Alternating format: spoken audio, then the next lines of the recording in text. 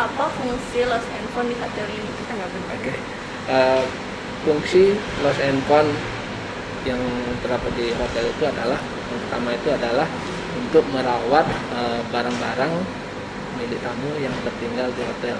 Jadi dengan adanya lost and found itu barang-barang yang tertinggal itu akan tersimpan, terjaga dan terawat dengan baik di hotel ini. Apa ketentuan legalitas yang diperlukan dalam layanan lost and found? Untuk lost and found legalitasnya apabila ada yang tamu mengklaim itu ya, yang pertama kita minta identitas dari tamu tersebut, yaitu berupa fotokopi KTP gitu ya. Jadi pada saat dia mengklaim lost and found yang ada di hotel itu, dia harus menunjukkan KTP-nya, nanti di fotokopi untuk dokumentasinya, serta dia harus menandatangan di buku lost and found-nya bahwasanya barang yang tertinggal itu sudah diambil. Untuk lost and found di hotel ini, apakah ada bagian yang berdiri sendiri atau berada di bawah departemen? Kalau di hotel ya, dimana posisinya di Blue Sky Hotel ini, lost and found itu berada di bawah housekeeping departemen. Jadi semua fokus di departemen sendiri, housekeeping. Departemen mana yang bertanggung jawab penuh atas layanan lost and found? Kalau masalah departemen yang bertanggung jawab adalah departemen housekeeping ya, karena departemen housekeeping yang punya kewajiban untuk menyimpan, mencatat semuanya itu ada departemen housekeeping ya. Bagaimana koordinasi yang terjadi di hotel dalam penanganan lost and found?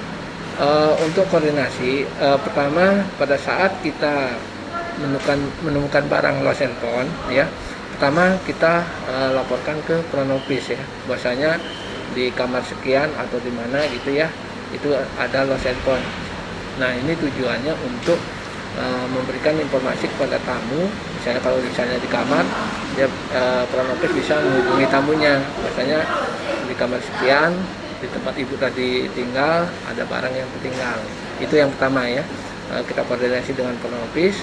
Terus yang kedua, prosedurnya setelah barang itu ditemukan oleh rawat tenant, itu dilaporkan ke supervisor atau ke atasannya yang nantinya dibawa ke housekeeping ya, dengan mengikuti misalnya pencatatannya, tanggal berapa, lokasinya di mana, itemnya berupa apa ya, terus penemunya, ownernya siapa, nah itu, terus yang mencatat siapa, nah itu nanti dibuatkan di dalam suatu form ya, yang disebut dengan form lost and found. Nah setelah itu ditulis ya, nanti barang itu disimpan di khusus tempatnya itu di lemari lost and found ya. Nah nanti di form itu ada rangkap 3 ya, satu untuk si penemunya, satu lagi untuk yang kita tempelkan di barang tersebut, satu lagi adalah untuk file gitu. Jenis klasifikasi barang lost and found apa yang diterapkan di hotel ini? Kalau di sini untuk lost and found kita kategorikan 2 ya, satu berharga dan tidak berharga gitu ya. Nah kalau masuk yang tidak berharga itu ya mungkin yang nilainya mungkin di bawah 150.000 lah, misalnya yang kita agak masukkan berharga misalnya baju, celana gitu ya, terus juga mungkin buah-buahan segala macam ya. Nah kalau yang berharga itu bisa uang, bisa elektronik ya, HP, itu udah masuk barang-barang berharga. Jadi kita perhatikan dua macam itu, berharga dan tidak berharga gitu ya. Ketentuan barang yang ditemukan yang disebut barang lost and found itu apa? Barang lost and found itu adalah barang ya, yang tertinggal di hotel, baik itu yang ada tertinggal di public area maupun yang tertinggal di ruang tamu atau kamar tamu gitu ya. Jadi semua barang yang tertinggal di area hotel itu kita masukkan ke dalam lost and found, termasuk juga apabila kita menemukan misalnya di musola misalnya ya, itu kita masukkan juga ke dalam lost and found gitu. Jadi semua barang-barang yang tertinggal di area hotel itu masuk ke lost and found gitu. Bagaimana perlakuan jika barang itu berharga dan tidak berharga?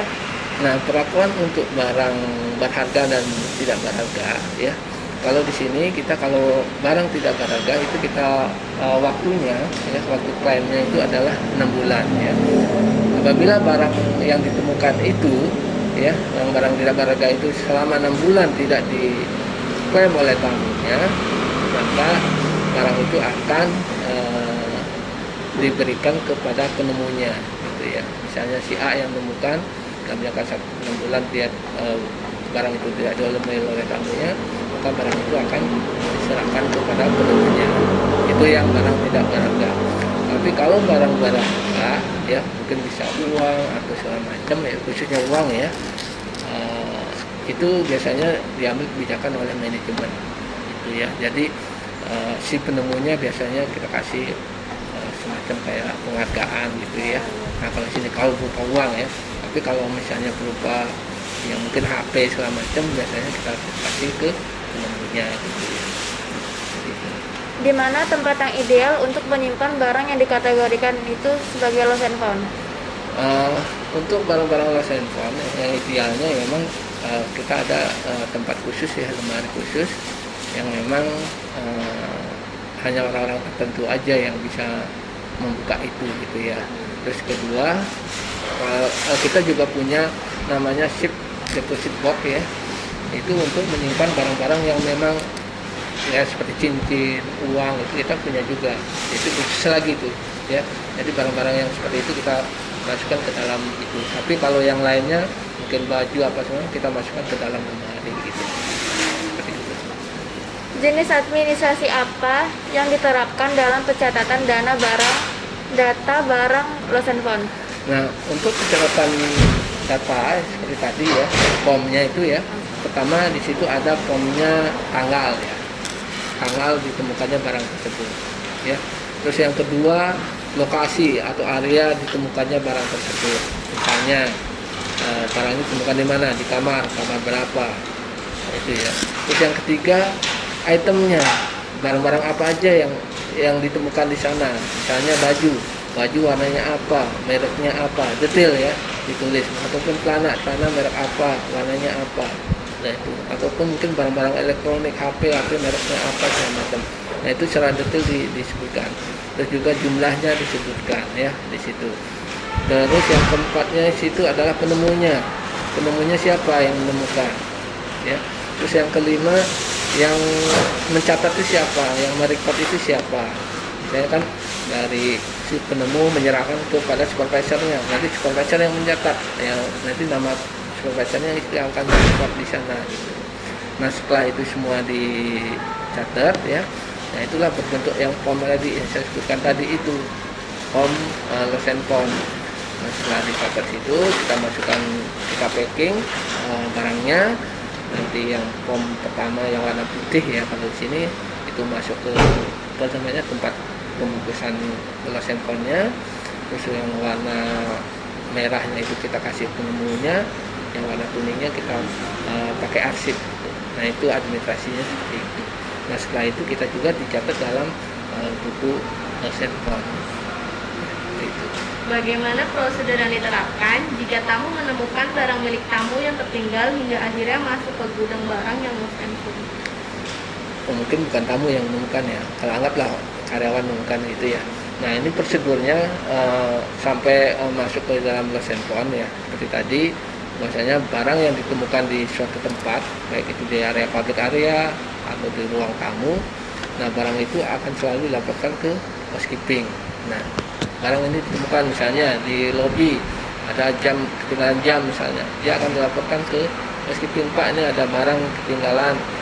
Nah di housekeeping akan mencatat nanti itu ya, tanggal berapa hari ini, tanggal dicatat, terus barangnya berupa apa, dicatat itemnya, mereknya segala macam seperti tadi ya, siapa yang menemukan ya, di mana ditemukan tadi, siapa yang menemukannya, nanti dicatat.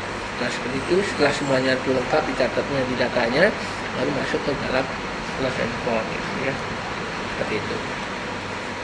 Bagaimana prosedur yang diterapkan dalam menangani tamu yang melaporkan barang terlantar dan ingin mengambilnya? Untuk lost and found yang dimana tamunya akan mengklaim ya, mengklaim barang tersebut, seperti tadi di awal sudah saya jelaskan, bahwasanya apabila tamu mengklaim ya barang yang tertinggal itu, pertama dia pasti akan menghubungi kronologis ya, bahwasanya barang saya tertinggal di kamar sekian berupa ini gitu ya. Nah, nanti dari sisi kita di housekeeping akan melihat datanya. Oh, kamar sekian ada lost handphone enggak? Nanti akan kita cek di bukunya. Oh, ternyata ada. Nah, setelah ada, kita selesaikan juga dengan tamunya, apa barangnya ini. Oke, sama. Nah, nanti kita kasihkan barang itu ke tamunya dan kita minta fotokopi KTP tamunya ya sebagai data bahwasanya barang yang tertinggal itu sudah diambil oleh tamunya gitu. Karena itu sebagai bukti kita bahwasanya barang tersebut sudah diambil ya. Ini juga penting ya, karena kadang-kadang yang ngambil bukan pemilik langsung juga bisa gitu ya, mungkin temannya atau saudaranya. Nah, itu sebagai bukti kita bahwasanya barang itu sudah diklaim oleh tamunya. Bagaimana prosedur yang diterapkan jika barang yang lost handphone telah kadaluarsa dan tidak diklaim oleh pemiliknya? Seperti tadi ya, untuk barang-barang yang sudah masa waktunya ya habis, misalnya kalau tadi barang tidak berharga itu kurang lebih 6 bulan ya, apabila itu barang tidak diklaim oleh tamunya, maka kita akan keluarkan barang itu ya. Biasanya kamar dari yang punya waktu 6 bulan itu kita record ya, kita keluarkan barang itu ya, karena tidak diklaim oleh tamunya, maka kita kasihkan ke penemunya. Nah, itu juga kita akan report ke JM bahwasanya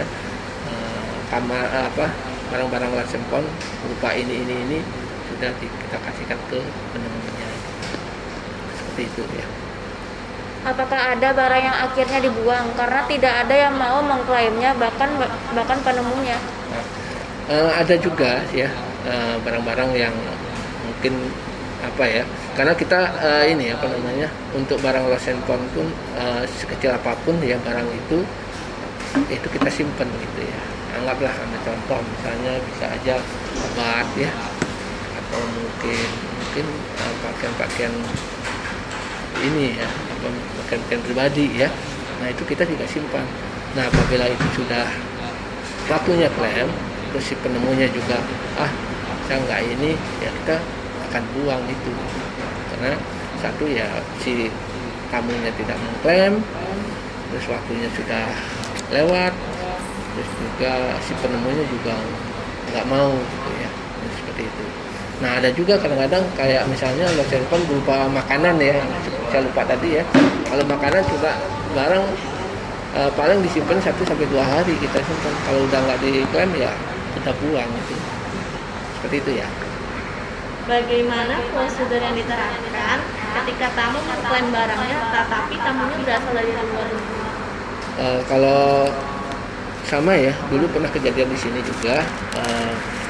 Bahwasanya ada barang tamu, kebetulan tamu luar negeri ketinggalan di sini barangnya ya, ketinggalan. Nah, dia minta klaim. Nah, gimana klaimnya? Kebetulan waktu itu dia minta dikirim lewat ini ya, lewat